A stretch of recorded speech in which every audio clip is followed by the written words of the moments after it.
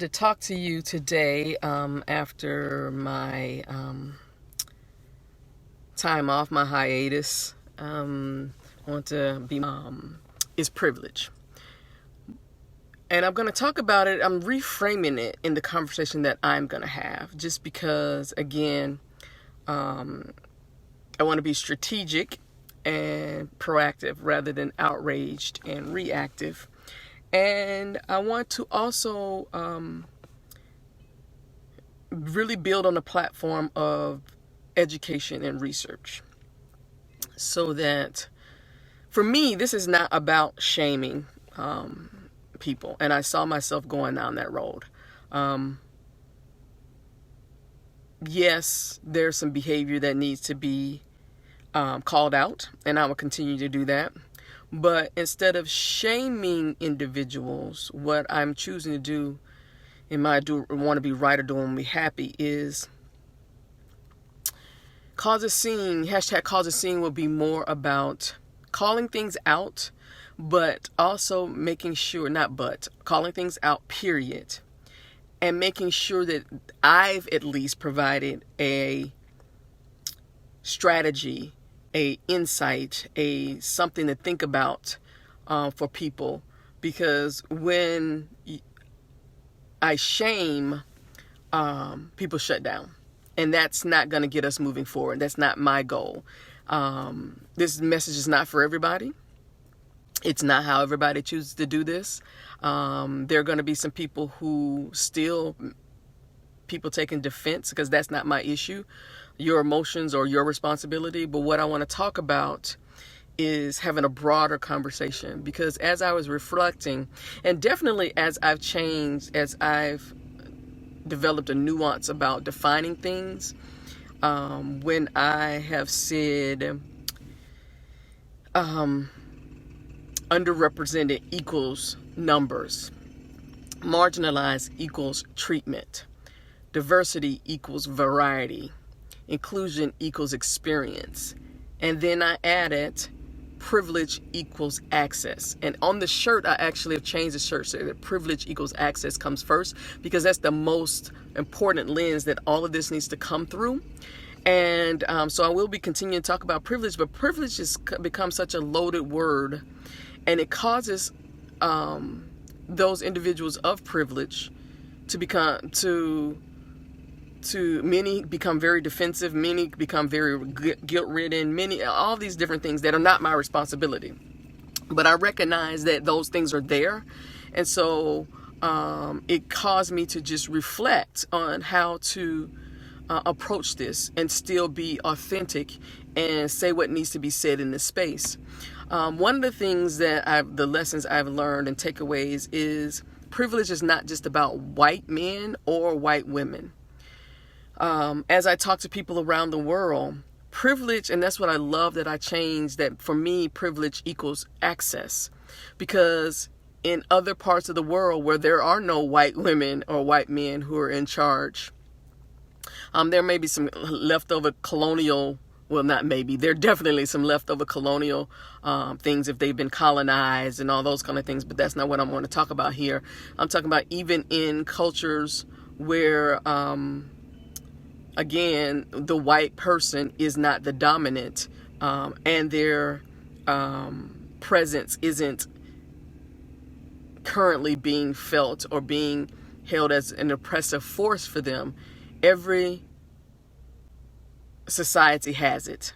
So that's why I'm glad I extrapolated out race or ethnicity from this, because for me, privilege is about access. So in organizations, certain people have privilege.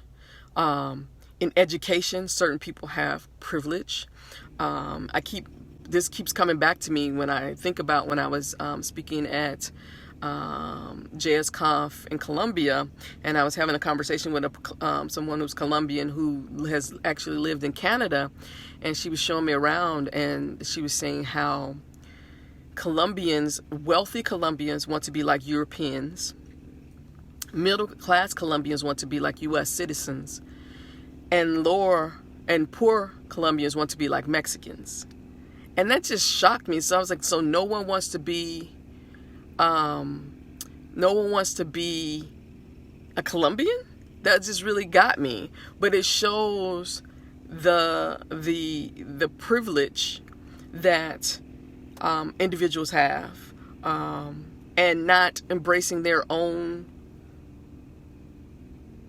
culture, beliefs, whatever those things, indigenous, whatever. And it was just really shocking to me. Also, I talked to someone about being who's from India, and I understand the caste system. And so, although England colonized India, even before then there was a caste system.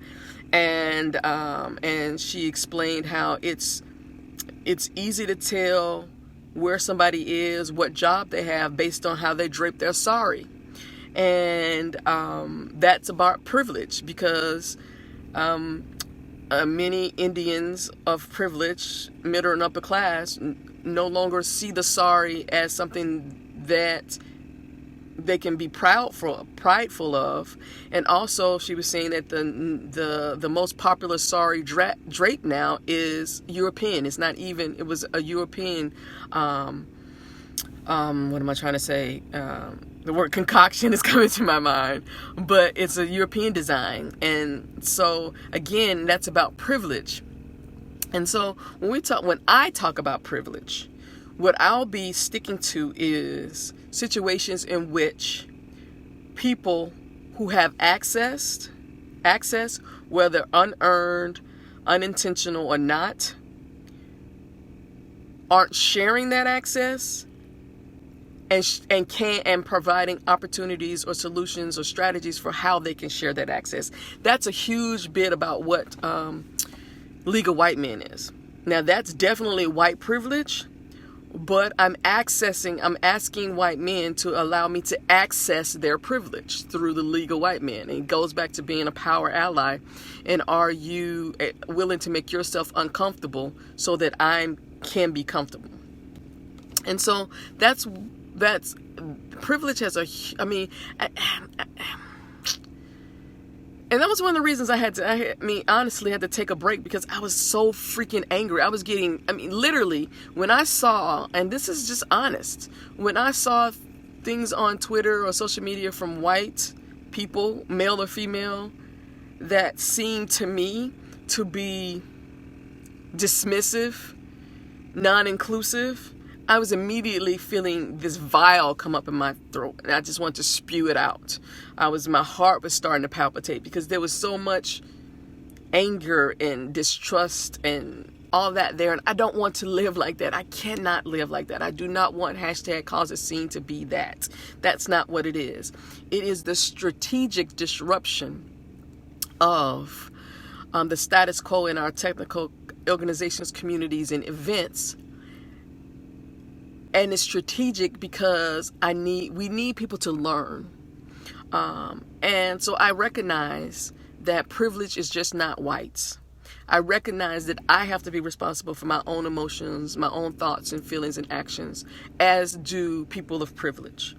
And so that's what I'll be going forward, calling things out with the intention of providing a strategy for how to address that thing, because that's what I'm hearing most.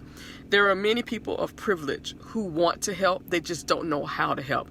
And then when they take on these things themselves, they end up shooting themselves in the foot. They end up saying things, doing things unintentionally, because they don't have the perspective, they don't have the worldview of someone other than their space, because neither do I.